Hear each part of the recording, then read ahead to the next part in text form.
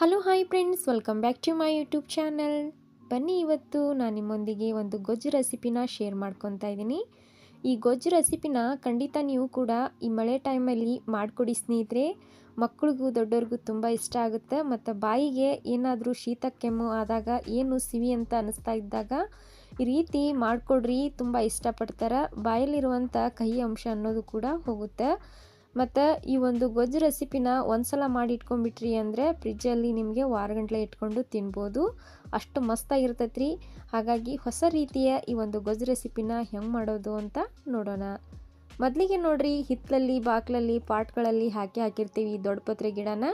ಹಾಗಾಗಿ ಇದರಿಂದ ಯಾವ ರೀತಿ ನಾವು ಗೊಜ್ಜನ್ನ ಮಾಡ್ಬೋದು, ಇದರಿಂದ ತಂಬುಳಿ ಮಾಡ್ತಾರೆ ಮತ್ತು ಇದರಿಂದ ಕಷಾಯ ಮಾಡ್ತಾರೆ. ಹಾಗಾಗಿ ಇವತ್ತು ಇದರಿಂದ ಗೊಜ್ಜು ಮಾಡೋದು ಹೆಂಗೆ ಅಂತ ತಿಳಿಸ್ಕೊಡ್ತೀನಿ ರೀ.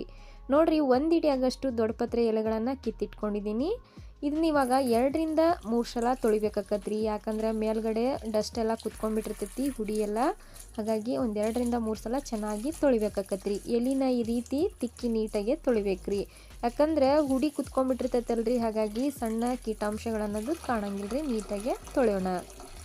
ಇವಾಗ ನೋಡಿರಿ, ಇದನ್ನ ತೊಳೆದಿದ ಮೇಲೆ ನೀಟಾಗಿ ಇದನ್ನೊಂದು ಸ್ವಲ್ಪ ಕಟ್ ಮಾಡ್ಕೊತಾ ಇದ್ದೀನಿ. ಹಾಗೇನು ಎಣ್ಣೆಯಲ್ಲಿ ಹುರ್ಕೋಬೋದು, ಇಲ್ಲಾಂದರೆ ಈ ರೀತಿ ಒಂದು ಸ್ವಲ್ಪ ಸಣ್ಣದಾಗಿ ಕಟ್ ಮಾಡ್ಕೋಬೋದು ಸ್ನೇಹಿತರೆ. ಈ ಒಂದು ದೊಡ್ಡಪತ್ರೆ ಗೊಜ್ಜು ತುಂಬ ಅಂದರೆ ತುಂಬ ಒಳ್ಳೆಯದು ಸ್ನೇಹಿತರೆ. ನಿಮ್ಗೇನಾದರೂ ಸಾಯಂಕಾಲ ಟೈಮ್ನಾಗ ಸಾಂಬಾರು ಮಾಡೋಕ್ಕೆ ಇಷ್ಟ ಇಲ್ಲ ಅಂತಂದರೆ ದಿಢೀರಾಗಿ ಈ ಒಂದು ಚಟ್ನಿ ಮಾಡಿ ಬಿಸಿ ಬಿಸಿ ಅನ್ನದ ಜೊತೆ ತುಪ್ಪ ಹಾಕ್ಕೊಂಡು ತಿಂತಾ ಇದ್ರೆ ಆಹಾ, ಅದ್ರ ಮಜಾನ ಬೇರೆ ಸ್ನೇಹಿತರೆ.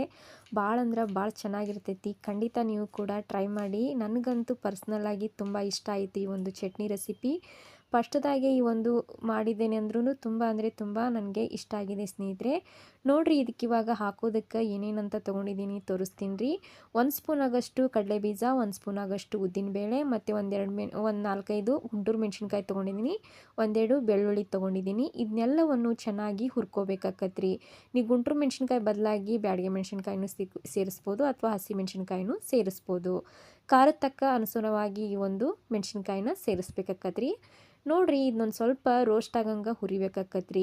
ಮತ್ತು ಇದಕ್ಕೊಂದು ಸ್ವಲ್ಪ ಎಣ್ಣೆನೂ ಸೇರಿಸ್ಕೊತಾ ಇದ್ದೀನಿ, ಮೆಣಸಿನ್ಕಾಯಿ ಚೆನ್ನಾಗಿ ಹುರಿಲಿ ಅಂತಂದು. ಮತ್ತು ಈ ಒಂದು ಚಟ್ನಿ ಯಾವುದಕ್ಕೆಲ್ಲ ಯೂಸ್ ಮಾಡ್ತಾರೆ ಅಂತಂದರೆ, ಈ ಮಳೆಗಾಲ ಟೈಮ್ನಾಗಂತೂ ಎಲ್ಲರಿಗೂ ಕಾಮನ್ನಾಗಿ ಕೆಮ್ಮು ಶೀತ ಕಫ ಅನ್ನೋದು ಆಗೇ ಆಕತಿ. ಹಾಗಾಗಿ ಅದನ್ನು ನಾವು ತಡೆಗಟ್ಟಬೇಕು ಅಂದರೆ ಈ ರೀತಿ ನಾವು ವಾರದಲ್ಲಿ 2 ಸಲ 3 ಸಲ ಈ ಒಂದು ಚಟ್ನಿನ ಅಥವಾ ಗೊಜ್ಜನ್ನ ಮಾಡ್ಕೊಂಡು ತಿನ್ನೋದ್ರಿಂದ ಆರೋಗ್ಯಕ್ಕೆ ತುಂಬ ಒಳ್ಳೇದ್ರಿ. ಮತ್ತು ಜೀರ್ಣಕ್ರಿಯೆಯಿಂದ ಸುಧಾರಿಸ್ಬೇಕಂದ್ರೆ ಈ ದೊಡ್ಡಪತ್ರೆ ಚಟ್ನಿ ಅಥವಾ ರಸ ಮತ್ತೇನಾದರೂ ಇದರಿಂದ ನಾವು ಕಷಾಯ ಮಾಡ್ಕೊಂಡು ಕುಡಿಯೋದು ತುಂಬ ಒಳ್ಳೇದ್ರಿ. ಜೀರ್ಣಕ್ರಿಯೆಯನ್ನು ಸುಧಾರಿಸುತ್ತೆ. ಮತ್ತು ಅಜೀರ್ಣ ಕ್ರಿಯೆಯಿಂದ ಯಾರು ಬಳಲ್ತಾ ಇರ್ತಾರ ಅಂಥವ್ರಿಗಂತೂ ಒಂದು ಒಳ್ಳೆ ರೆಮಿಡಿ, ಒಳ್ಳೆ ರೆಸಿಪಿ ಅಂತಲೇ ಹೇಳ್ಬೋದು ರೀ. ನೋಡಿರಿ, ಇವಾಗ ದೊಡ್ಡಪತ್ರೆ ಎಲೆನೂ ಸೇರಿಸ್ಕೊಂಡಿದ್ದೀನಿ. ಇದಕ್ಕೊಂದು ಸ್ವಲ್ಪ ಬೆಟ್ಟಿ ಗಾತ್ರದಷ್ಟು ಹುಣಸೆ ಹಣ್ಣು, ಒಂದು ಸ್ವಲ್ಪ ಕಲ್ಲುಪ್ಪು ಹಾಕ್ಕೊಂಡಿದ್ದೀನಿ ರೀ. ಹುಣಸೆ ಹಣ್ಣು, ಬೆಲ್ಲ, ಉಪ್ಪು, ಖಾರ ಎಲ್ಲ ಸಮವಾಗಿ ಇದ್ರಂತೂ ಈ ಒಂದು ಚಟ್ನಿ ಅಂತೂ ಮಜಾನ ಬೇರೆ ಇರ್ತೈತೆ ರೀ ತಿನ್ನೋಕೆ. ಹಾಗಾಗಿ ಎಲ್ಲವನ್ನು ಸಮ ಪ್ರಮಾಣದಲ್ಲಿ ನೀಟಾಗಿ ಹಾಕ್ಕೊಂಡು ಈ ಒಂದು ಗೊಜ್ಜನ್ನು ಹುರ್ಕೋಬೇಕಾಕತ್ರಿ.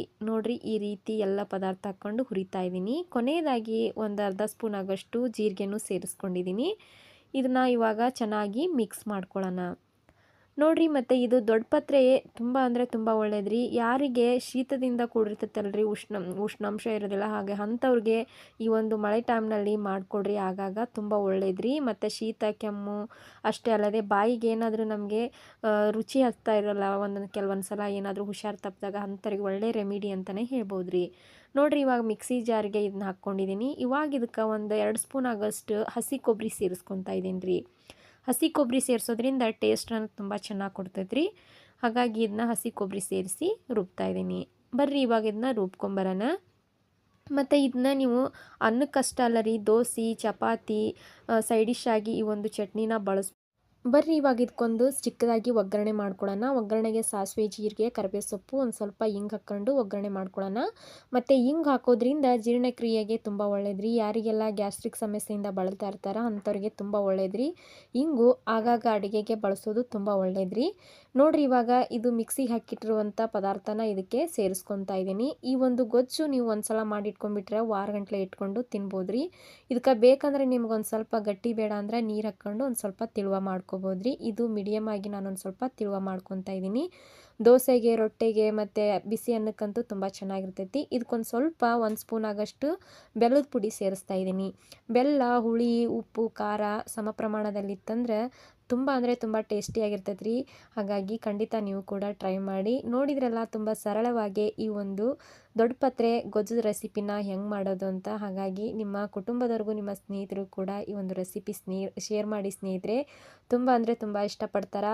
ಯಾಕಂದ್ರೆ ಈ ಒಂದು ಮಳೆ ಟೈಮ್ನಾಗಂತೂ ಯಾವುದು ಬಾಯಿಗೆ ರುಚಿ ಅನ್ಸಂಗಿಲ್ಲ. ಕೆಮ್ಮು ಶೀತ ಆತಂದ್ರೆ ಏನು ತಿನ್ನಬೇಕು ಅನ್ನೋದೇ ಗೊತ್ತಾಗಲ್ಲ. ಹಾಗಾಗಿ ಆರೋಗ್ಯವಾಗಿ ಇರಬೇಕು, ಶುಚಿಯಾಗಿ ಇರಬೇಕು, ರುಚಿಯಾಗಿ ಇರಬೇಕು ಅಂದರೆ ಇದು ನಿಮ್ಮ ಹಿತ್ತಲಲ್ಲಿ ಸಿಗುವಂಥ ಈ ಒಂದು ಪದಾರ್ಥವನ್ನು ಬಳಸಿ ಯಾವ ರೀತಿ ನಾವು ಚಟ್ನಿ ರೆಸಿಪಿಗಳನ್ನು ಮಾಡ್ಬೋದು ಅಂತ ನಿಮ್ಮೊಂದಿಗೆ ಶೇರ್ ಮಾಡ್ಕೊಂಡಿದ್ದೀನಿ.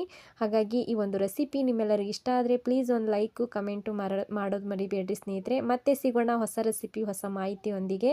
ನನ್ನ ಚಾನಲ್ನ ಹೊಸದಾಗಿ ಯಾರೆಲ್ಲ ನೋಡ್ತಾ ಇದ್ದೀರಲ್ಲ ದಯವಿಟ್ಟು ಸಬ್ಸ್ಕ್ರೈಬ್ ಮಾಡ್ಕೊಂಡು ನೋಡಿರಿ. ನಾ ಮಾಡುವ ಹೊಸ ರೆಸಿಪಿನ ಇನ್ನಷ್ಟು ನೀವೇ ಮೊದಲು ನೋಡ್ಬೋದು. ಹಾಗೆ ನೋಡಬೇಡಿ ಸ್ನೇಹಿತರೆ, ನಮ್ಮಂಥ ಹೊಸಬ್ರಿಗೆ ಸಪೋರ್ಟ್ ಮಾಡಿ. ನಾ ಮಾಡುವ ರೆಸಿಪಿಗೆ ಲೈಕ್ ಮಾಡಿ, ಸಬ್ಸ್ಕ್ರೈಬ್ ಆಗಿ.